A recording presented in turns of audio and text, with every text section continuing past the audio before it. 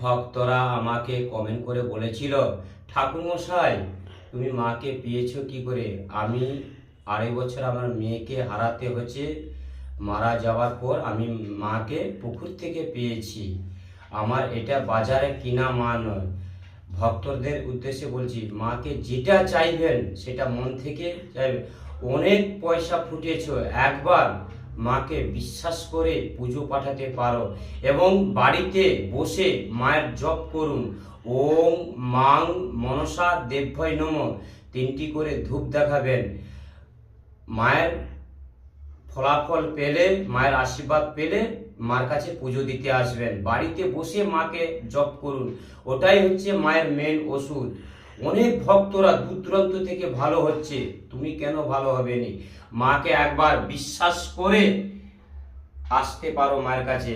খালি হাতে আসলে ভরা হাতে যাবে।